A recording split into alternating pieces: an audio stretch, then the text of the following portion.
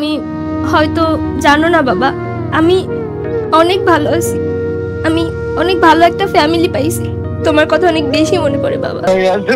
কথা বলার মতো ভাষা আমি হারাই ফেলছি। আসসালামু আলাইকুম। ওয়ালাইকুম আসসালাম। আপু কেমন আছো?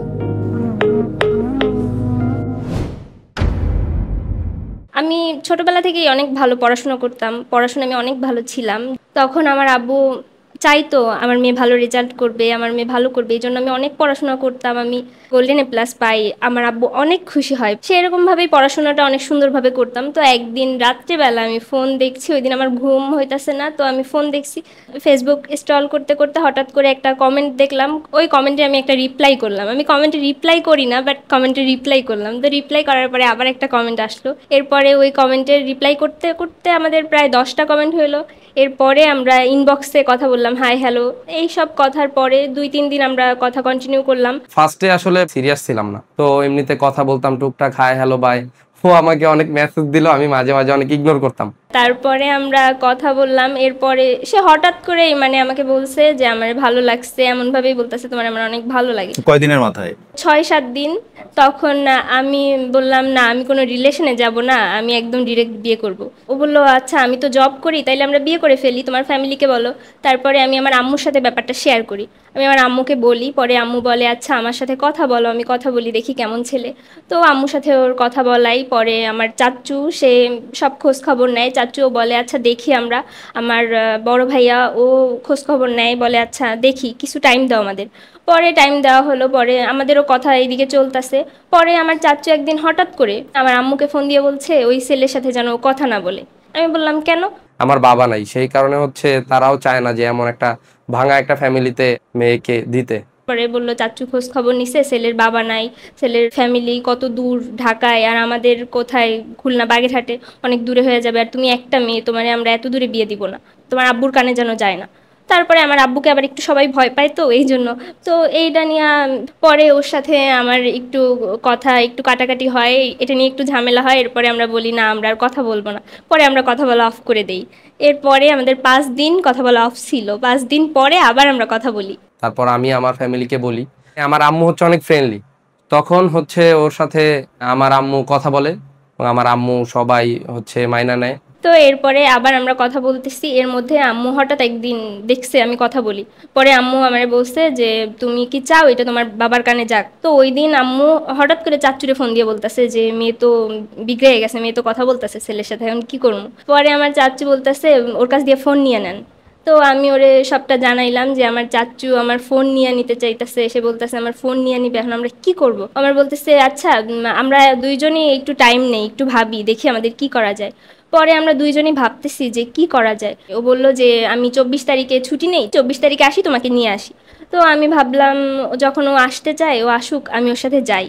তারপরে আবার ভাবলাম আমার ফ্যামিলি, আমি ফ্যামিলির একমাত্র মেয়ে, আমার ফ্যামিলি আমার ছোটবেলা থেকে কত আদর যত্নে বড় করছে, মানে বারবার শুধু আম্মুর মুখের দিকে তাকাচ্ছি আর কান্না করছি। তো এর মাঝে আমার আমার চাচু যেহেতু বলছে আমার ফোন নিয়ে যাবে, তো এখন তো আমাদের ডিসিশন নিলাম আমরা যে আমি চলেই যাব।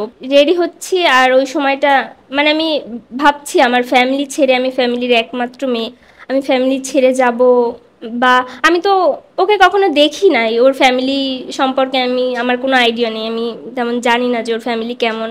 তো আমি এইভাবে চলে যাব। তখন ভাবছিলাম যে আমার সাথে যদি খারাপ কিছু হয়, আমি তো ওকে চিনি না জানি না, আমাদের তো পরিচয় মাত্র 2 মাসের, আর কোনোদিন আমরা একে অপরকে দেখি নাই, জাস্ট একটু ছবিতেই দেখছি।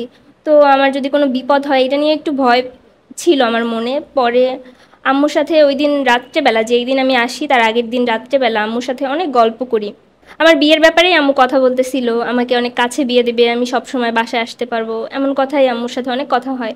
পরে আমার মনে মনে তো ছিল আমি তো কালকেই তোমাদের ছেড়ে চলে যাব। পরে ওই দিন আম্মুর সাথে বাইরে যাই, আম্মুর সাথে ওই দিন আমি অনেক ঘোরাঘুরি করি, কারণ শেষ আম্মুর সাথে কবে আর দেখা হবে আমি তো জানি না। এপ্রিলের 24 তারিখ আমি আমার আম্মুকে বলি আমি ওরে বিয়ে করতে চাই। আমি হচ্ছে ভোর সকাল 6টায় বাসা থেকে বের হই বাগেরহাটের উদ্দেশ্যে। বাসা থেকে অনুমতি নিয়ে বাগেরহাট উদ্দেশ্যে রওনা দিলেন বউ আনতে একাই? হ্যাঁ একাই, আমার সাথে কেউ ছিল না, কিন্তু আমার আম্মুর সম্পূর্ণ সাপোর্ট ছিল। ও আসে 24 তারিখে, আমি বাসা থেকে যখন বের হই আমি মানে আম্মুর মুখের দিকে আমি তাকাতে পারি না ওই দিন, আমি একদম পিছনের দিকে ওই দিন আর আমি তাকাই নাই, কারণ আম্মুর মুখের দিকে তাকাইলে হয়তো ওই দিন আমি আসতে পারতাম না। পরে আমার একটা ফ্রেন্ড ছিল, ও আমাকে অনেক হেল্প করে। ও বলছে যে চল আমি তোকে আগাই দিয়ে আসবো, আমি তোকে ওর হাতে তুলে দিয়ে আসবো, আমি দেখবো ছেলেটা কেমন, যার তার হাতে তো আমি তোকে তুলে দিতে পারি না, আমি আগে দেখবো ছেলেটা কেমন, তুই চল আমি তোকে নিয়ে যাব। তো তার ফ্রেন্ড যখন হচ্ছে আমাদের দুইজনের একসাথে করে দেয়, তো ওই হচ্ছে ওর আর আমার সাথে ফার্স্ট দেখা। তো এরপরে আমরা বাগেরহাট থেকে টিকিট কাটি ঢাকার জন্য, এরপরে আমরা ঢাকার উদ্দেশ্যে আসি।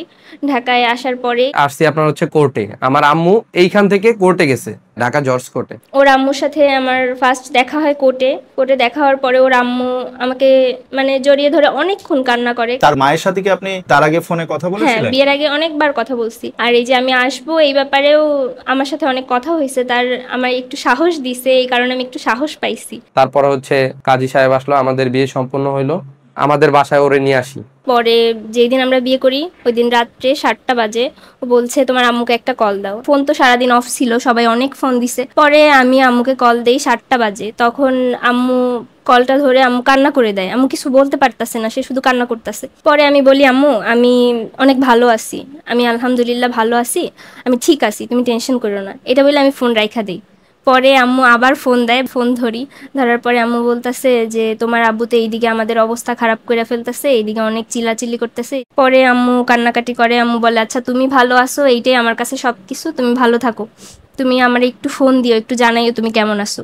পরে বিয়ের পরের দিন তো ওর ফ্যামিলির, ওর খালামণি মামা সবাই আসে, সবার সাথে আমার কথা হয়। এরপরে আস্তে আস্তে ওর ফ্যামিলির সাথে আমার অনেক ভালো বন্ডিং হয়। যত দিন যাইতেছে আসলে ওর আমার সাথে সম্পর্ক তত ভালো হইতেছে, কারণ এমন অনেক সংসারই হয় আপনার কয়েক মাসের মাথায় ঝগড়া লাগে, কিন্তু আমি প্রাউডলি বলতে পারি আমাদের হচ্ছে 6 মাসে বিন্দু পরিমাণ কোনো ঝগড়া হয় নাই, বিন্দু পরিমাণ। কারণ ঝগড়া হওয়ার কোনো কথা উঠলে হয়তো আমার ভুল থাকলে আমি চুপ থাকি, ওর ভুল থাকলে ও চুপ থাকে, যার কারণে এই ব্যাপারটা আর কোনো কথা হয় না। বিয়ের 2 মাস পরে আমার চাচু হঠাৎ করে ফোন দেয়, ফোন দিয়ে বলে তুমি মিরপুরে কোথায় থাকো, আমি আর তোমার চাচি আসছি, ঠিকানা দাও।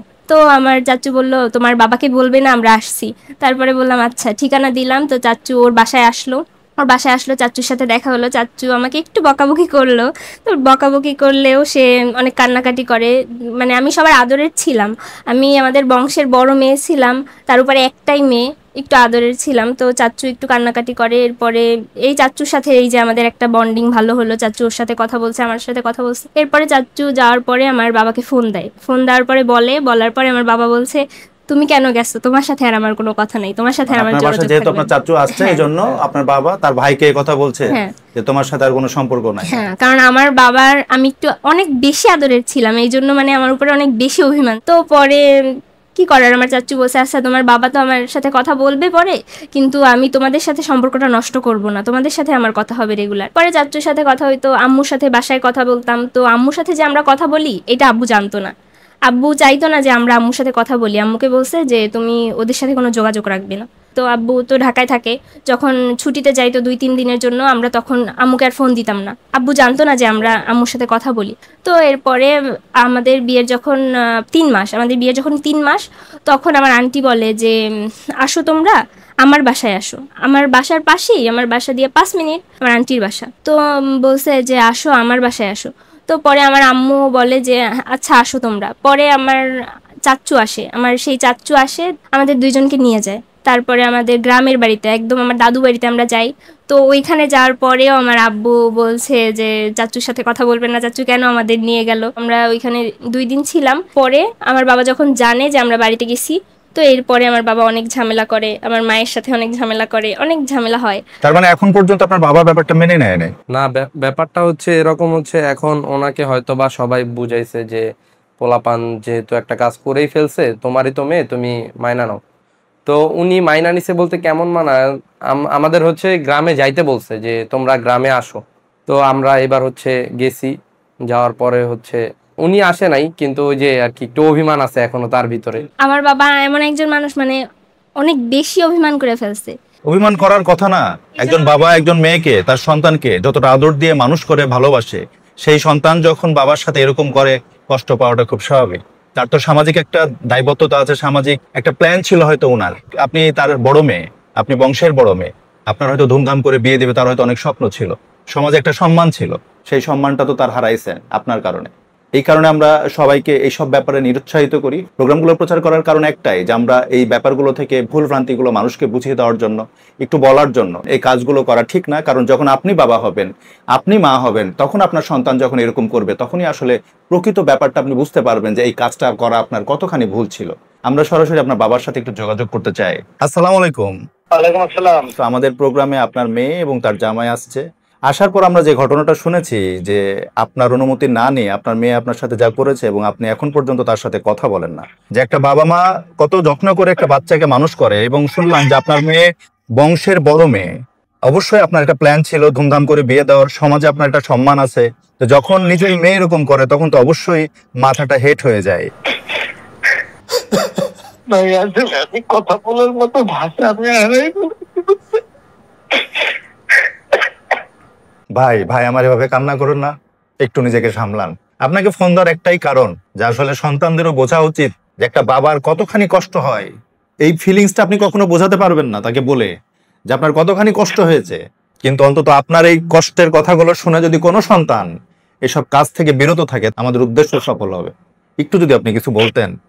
আমার মেয়ে আসলে যাওয়ার পরে মাঝে মাঝে আমাকে ফোন দেয়, কিন্তু আমি যে মেয়ের ফোনটা রিসিভ করে কথা বলবো, কি যে বলবো, আর সেই ভাষাই নাই। আর কথা বলার মতো আমার সেই সিচুয়েশনে পয়দা হয় না। আর আমার ফোনটা দেখলে আমার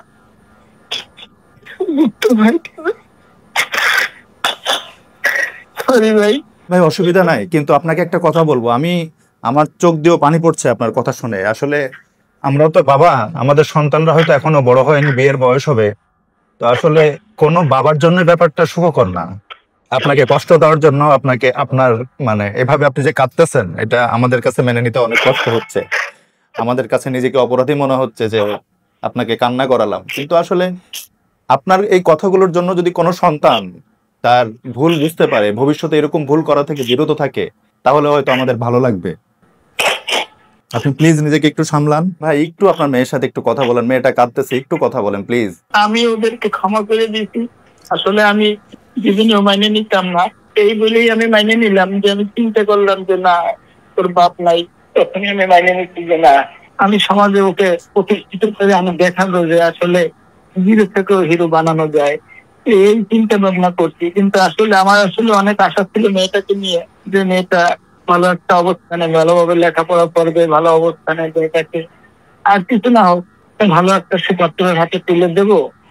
নিজের আত্মীয় স্বজন যারা আছে সবাই থাকবে, সবাই খুবই আমার আমার কলি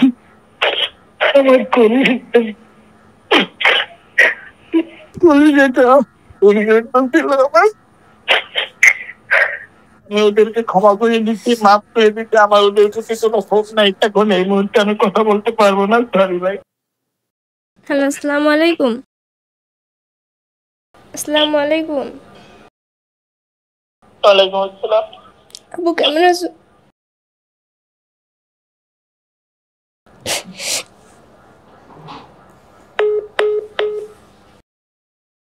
সৃষ্টিকর্তা ওনাকে ভালো রাখুক। বুঝতে পারছেন পরিস্থিতিটা কি দাঁড়িয়েছে। উনি আপনাদেরকে ক্ষমা করেছেন, আশা করি ওনার মনের কষ্ট দূর করবেন আপনারা। যে ভুল আপনারা করেছেন, যে ভুল আপনি করেছেন মেয়ে হিসাবে, আপনি আপনার ভবিষ্যৎ কর্ম দিয়ে উনি যা চাইতো, আমার বিশ্বাস যে আপনারা ভালো থাকলে আপনার বাবা আপনাকে ক্ষমা করে দিবে। আমি আমার শ্বশুর বাবাকে একটাই কথা বলতে চাই, সেটা হচ্ছে যে বাবা, আমরা ভুল করে ফেলছি, তো মানুষ বলতেই ভুল করে, আসলে ক্ষমা পাওয়ার মতো কাজ আমরা করি নাই। তো আপনার কাছে একটা কথাই বলতে চাই, আমি সারা জীবন আমার সবটা দেওয়া হইলো আপনার মেয়েকে আমি সব সময় হ্যাপি রাখার ট্রাই করব, সব সময়, বাকিটা আল্লাহর হাতে। কিন্তু আমার দিক থেকে 100% থাকবে, এবং আপনাদের প্রতি শ্রদ্ধা ভালোবাসা আমার সারা জীবনই থাকবে। আমাদের জন্য জাস্ট আপনি দোয়া করবেন। অনেক বড় ভুল করছি আমি জানি। আমার বাবার কাছে অনেকবার ক্ষমা চাইছি, আজকেও ক্ষমা চাইছি। বাবা, তুমি আমাকে মাফ করে দিও। তুমি হয়তো জানো না বাবা, আমি অনেক ভালো আছি। আমি অনেক ভালো একটা ফ্যামিলি পাইছি, আমাকে অনেক ভালোবাসে, আমাকে নিজের মেয়ের মতো ভালোবাসে। আমার এখন একটাই কষ্ট, আমি তোমাকে কষ্ট দিছি। যতদিন না পর্যন্ত তুমি আমার সাথে ঠিকভাবে কথা বলছো, ততদিন হয়তো আমার মনে এই কষ্টটা থাকবে। তাই তুমি আমাদের মাফ করে দিয়েছো, আমরা জানি তুমি আমাদের মাফ করে দিয়েছো, কিন্তু তুমি আমাদের সাথে ঠিকভাবে কথা বলো। আমার এই কষ্টটা আমি আর নিতে পারছি না, তোমার কথা অনেক বেশি মনে পড়ে বাবা।